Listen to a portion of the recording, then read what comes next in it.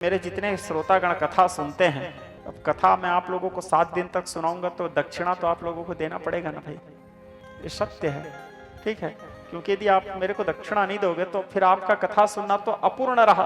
और दक्षिणा आचार्य को क्या चाहिए उस हिसाब से देना चाहिए, ऐसा नहीं कि जजमान के मन में जो इच्छा हो गया दे दिए, खैर वो आपका इच्छा है, लेकिन यदि आचार्य के इच्छानुकूल हम दक्षिणा देते हैं तो वो दक्षिणा ज्यादा महत्वपूर्ण माना जाता है। तो दक्षिणा के स्वरूप में मेरा दक्षिणा क्या है, जितने लोग बैठे हो सब लोग कम से कम एक एक पेड़ जरूर लगाइएगा, ये मेरा वास्तविक दक्षिणा रहेगा।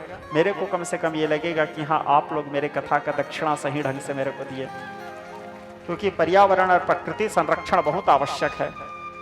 जल, जंगल और जमीन, ये तीनों का संरक्षण बहुत आवश्यक है। नहीं तो आने वाला समय घोर अंधकार रहेगा, हम लोग अंधकार में ग्रसित हो जाएंगे, सांस लेना मुश्किल हो जाएगा, हमारे बच्चों के जीना मुश्किल हो जाएगा। मेरे कथा सुनने का केवल इतना दक्षिणा दीजिएगा। प्रत्येक श्रोता, यदि आपको लगता है कि हम महाराज जी के मुंह से कथा सुने हैं 7 दिन, तो मेरे कथा सुनने के दक्षिणा स्वरूप प्रत्येक व्यक्ति जो कथा सुने हैं एक पेड़ जरूर लगाएं, और लगा के उसको छोड़े मत, उसका पालन करें, उसका पोषण करें, उसका संरक्षण करें, क्योंकि एक वृक्ष का पालन 100 पुत्रों के पालन के समान है।